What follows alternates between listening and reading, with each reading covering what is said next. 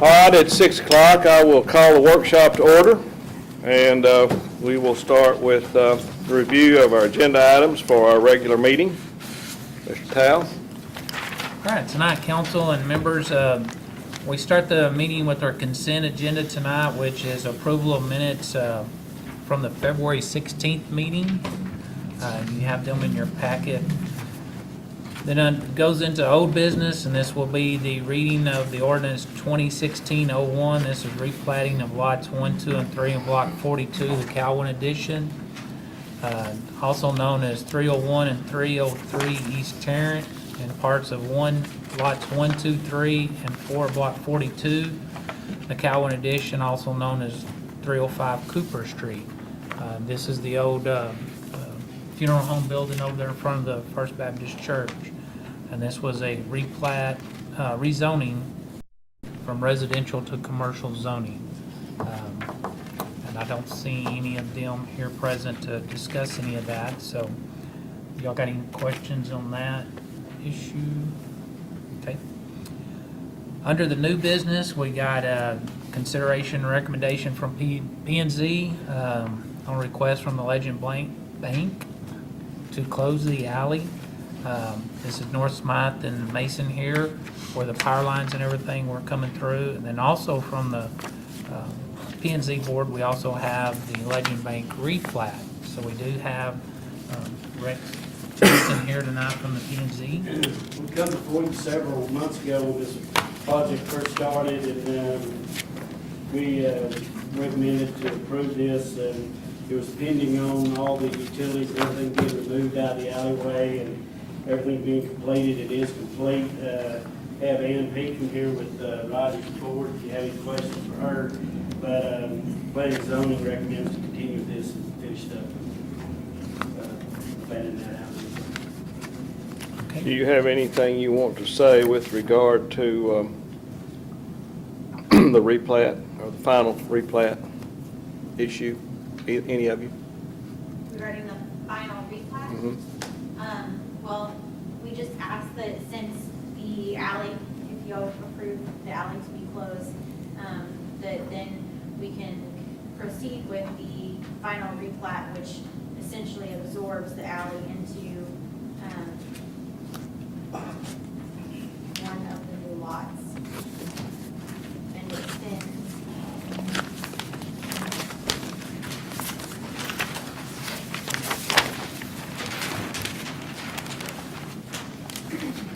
and currently absorbs part of lot 17, 18, and part of 16.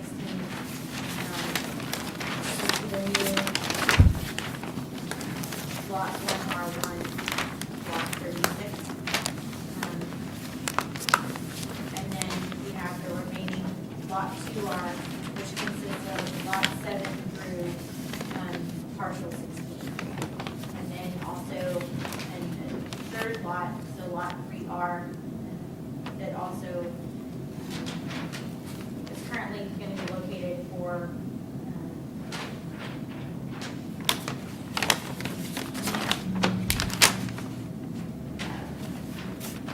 it's not part of phase 1 or phase 2, but a partial remainder that could be sold off at a later date if the Legend Bank so desires. Does the council have any questions regarding either one of these items?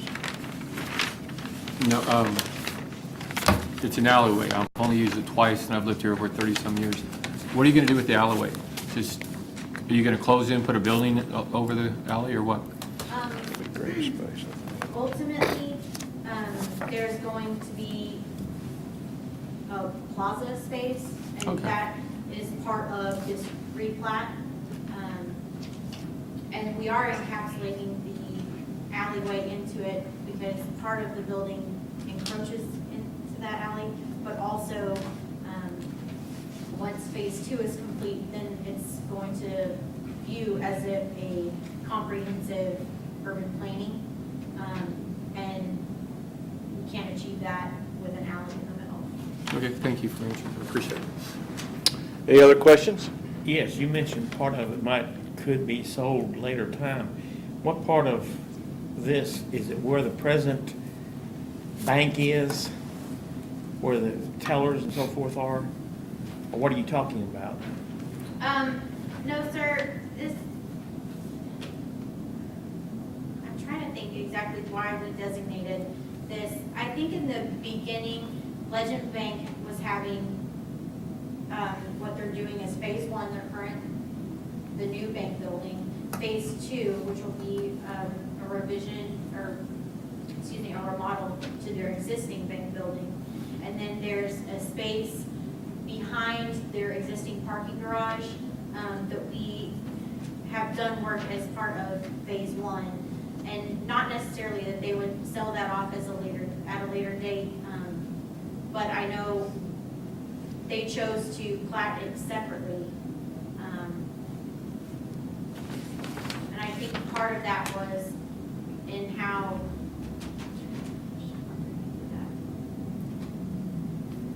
If I may, in there, originally there was gonna be a different building there. They was gonna put their IT center back there and a work shed and all that. It was gonna be on that separate lot that they wanted to keep separate. So they kept the lot separate through all this. They never replat or pulled it back into anything. They just kept it separate. And I think at this point, they've decided to maybe they've go and do it a decided little to not different. build that Yeah. building, but they are proposing to plat. This is that area that's right there, and says lot, Yeah, it's a little, Lot 3R, yeah. yes, sir. Any other questions? I think the plan was for all the utilities to be removed out of the alley. Has that been accomplished? Yes. Yes, sir. One thing that's left in there is the phone that actually serviced them until the demo starts of the new building. Because the new building's actually, or the old building, the new building's hooked up on a new line. So the way I understood it, AT&T's leaving their old building hooked until they make the move. And then there's just one pole left and the span across the highway's all that's left. So, But all of their utilities have been removed, and the only utilities currently within that existing alley are now privately owned. Yeah. Legend Bank. so. Anything else? Thank you very much.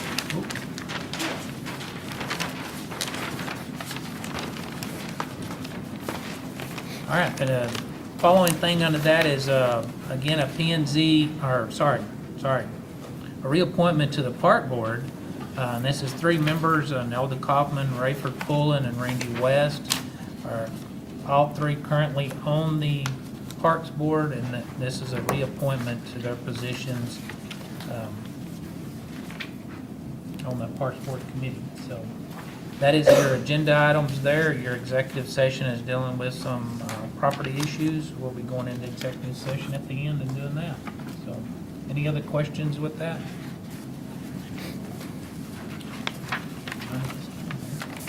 Items of interest, I would like to recognize, we have 4 high school girls that are going to the state meet in powerlifting. We recognize those young ladies. Melina Escudero, she's a foreign exchange student here.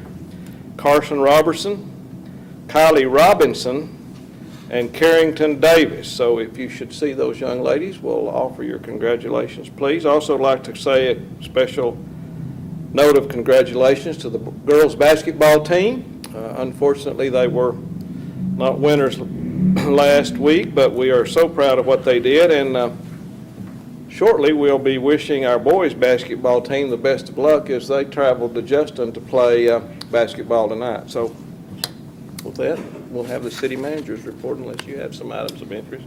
All right, under the city manager's report real quick, I wanted to catch everybody up on our FEMA project we was working down in Kiwanis Park. Through that program, back during the flood, we filed for FEMA assistance on that, and after everything was dealt with, all their studies they did and everything, basically they came back and said all they would help fund would be some concrete on the head walls of the one in Kiwanis Park and where it comes out on the other side. They would not replace anything away from the culverts. It was directly the concrete on top of the culverts. They would not do the sidewalls or the bottoms to any of that, nor would they do anything with the culverts inside. They came back and we've kind of put them off, told them we're still looking at it and stuff. They came back last week and basically said if we did not have an engineer lined out to start work on that, that our time had ran out to do any work under their program unless we were going to get that started. To go with the project that they wanted, the engineering on it, the cost that we had on it was about $30,000 to do the engineering they wanted. To proceed with that, the cost to do the work was about $41,000. So, and they were only going to help at about a 60-40 ratio. It wasn't 100% plus the 40,000 with their engineers that we had look at it, said that that would encompass the sidewalls and the bottoms as well, not just the, so in that, we did a withdrawal letter to them because the project, they would not allow us to do the engineering and then transfer that over to do the pipe work that we needed.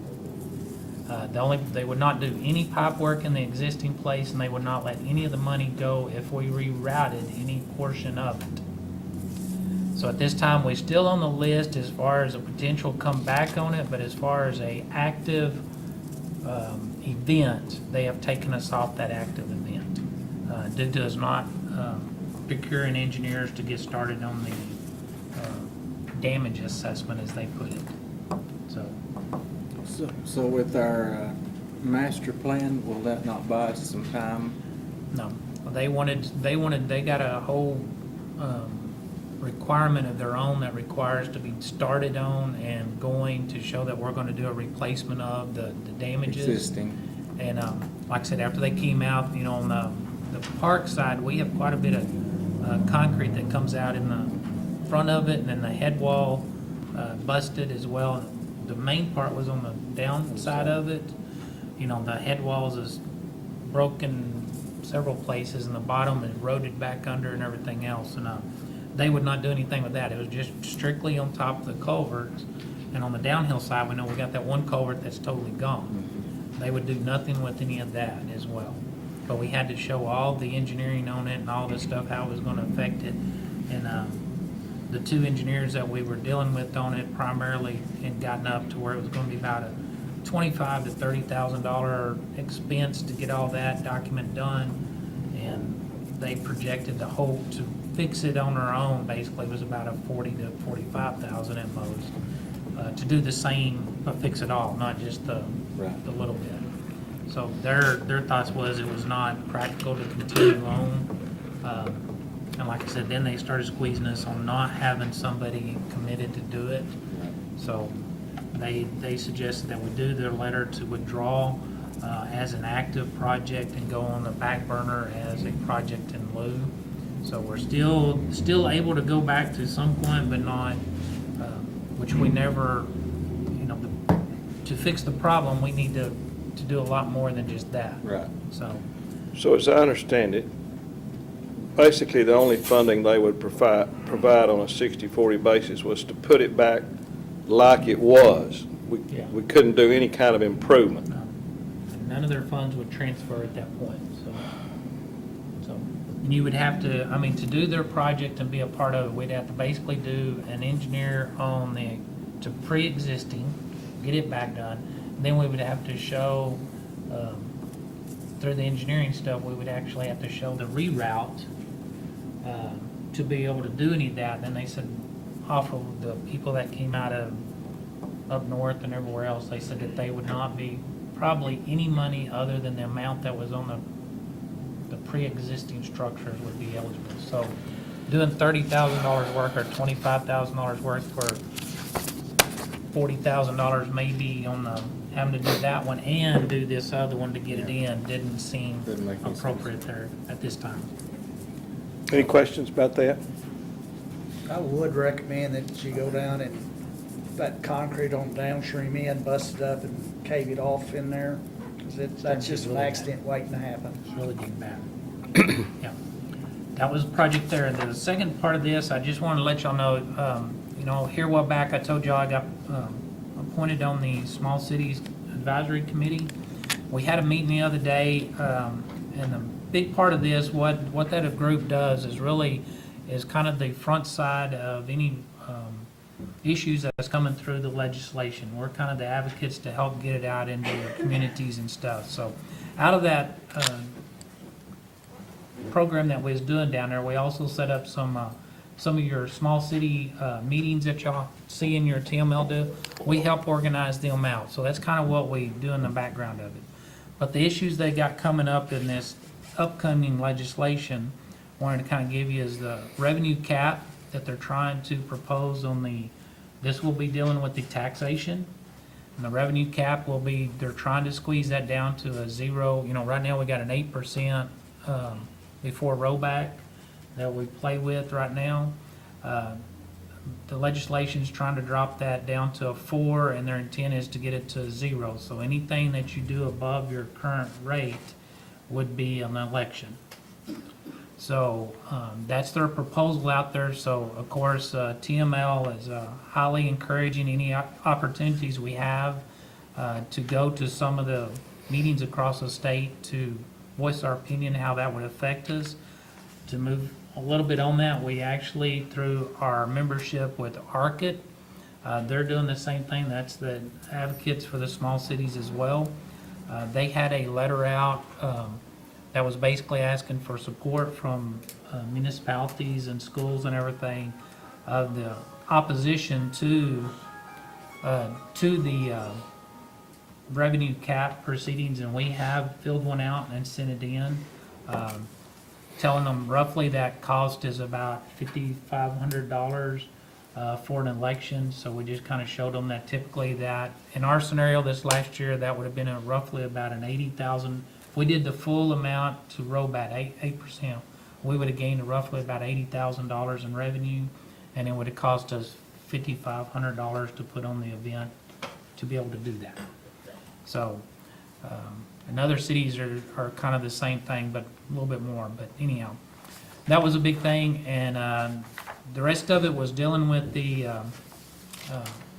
firearms, the concealed carry stuff. So the rules has changed again. I know there are several of y'all that showed up at the TML regional meet on that, and they kind of, TML gave us an update on that. There's already been some issues come up with that, so they're even backing off of that. So that will be debated for a good while. There's a lot of controversy still out there on how and what type of sign should be and where. And, they have narrowed that down again on courtrooms, council chambers. If we were to do that, it's not, originally they told us we could put it out on the front and the building itself was covered. Now it's not. It's basically the door during the event, can't be 24 hours a day like they originally told us. So they're still changing there. Just wanted to let y'all know that was the two big topics that was dealt with down there the other day. So. Any questions? That was all of them. Okay, I think that clears us up there. Okay, that should take care of our workshop item. So it's 6:20, and I will gavel the workshop to a close, and we will begin our regular meeting. If you'll stand, please, we'll have our invocation. Mr. Wiseman. Lord, we thank you for our meeting. We thank you for the information we've received. And Lord, some encouragement and other things. Lord, I pray as a council, the city employees, as community, that we pull together to see. It's exciting to see what will take place. Now be with the rest of this meeting. Lord, be with outside of our chamber here, the election. Now take care of us, I pray, in Jesus' name. Amen. Please join me in the Pledge of Allegiance. I pledge allegiance to the flag of the United States of America and to the republic for which it stands, one nation, under God, indivisible, with liberty and justice for all. Please be seated.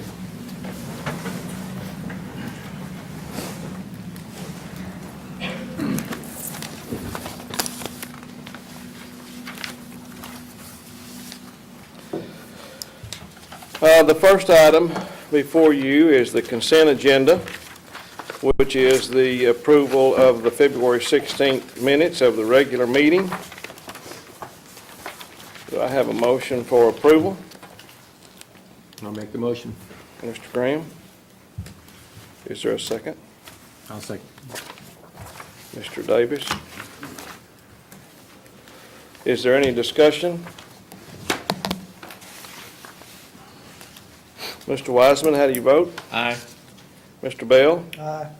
Mr. Adams? Mr. Davis? Aye. Mr. Graham? Aye. Ms. Holstein? Aye. Minutes are approved. Under old business, we have the second reading of ordinance 2016-01, which is a rezoning part of lots 1, 2, and 3, block 42 of the Cowan Addition, commonly known as 301 and 303 East Tarrant Street, and part of lots 1, 2, 3, and 4, block 42 Cowan Addition, commonly known as 305 Cooper Street, from single-family residential district to commercial zoning district. Is there a motion? So moved. Mr. Davis? Is there a second? Second. Mr. Adams? Is there any discussion? Mr. Bell? How do you vote? Aye. Mr. Adams? Aye. Mr. Davis? Aye. Mr. Graham? Aye. Ms. Holstein? Aye. Mr. Wiseman? Aye. The ordinance 2016-01 is approved. Under new business, we have for consideration the recommendation from the Planning and Zoning Commission on a request from Legend Bank to close alley between North Smythe and North Mason Streets, lots 7 through 18, and Lot 1R, Block 36 of the Cowan Addition. Is there a motion to approve that item? So move. Mr. Wiseman. I'll second it. Mr. Graham. Is there discussion?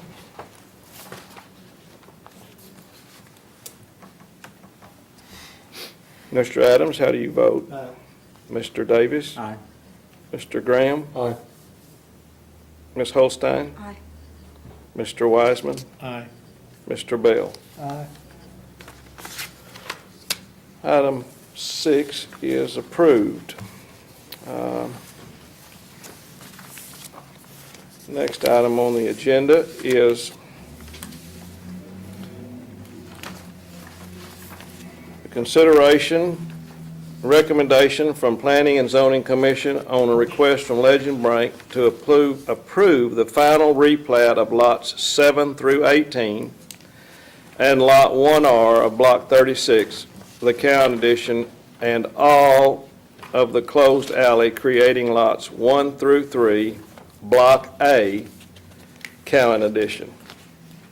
Is there a motion? Mr. Adams? Is there a second? I'll second it. Mr. Bell? Is there any discussion?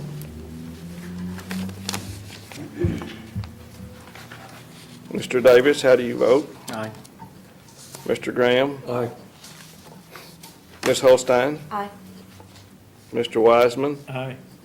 Mr. Bell? Aye. Mr. Adams?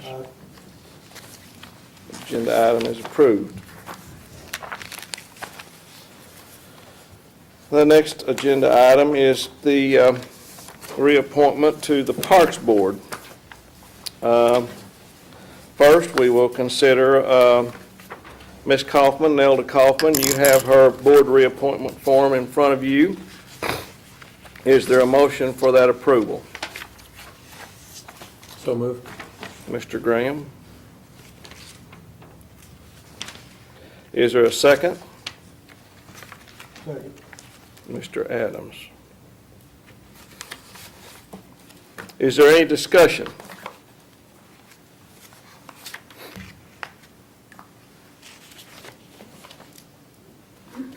Mr. Graham, how do you vote? Aye. Ms. Holstein? Aye. Mr. Wiseman, Aye. Mr. Bell, Aye. Mr. Adams, Aye. Mr. Davis. Aye. Next, we will consider the board reappointment for Rayford Pullen. Is there a motion for that reappointment? Mr. Adams. Is there a second? Second. Mr. Graham? Is there any discussion?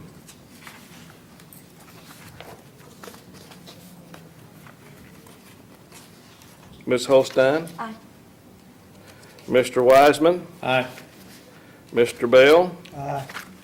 Mr. Adams? Aye. Mr. Davis? Aye. Mr. Graham? Aye.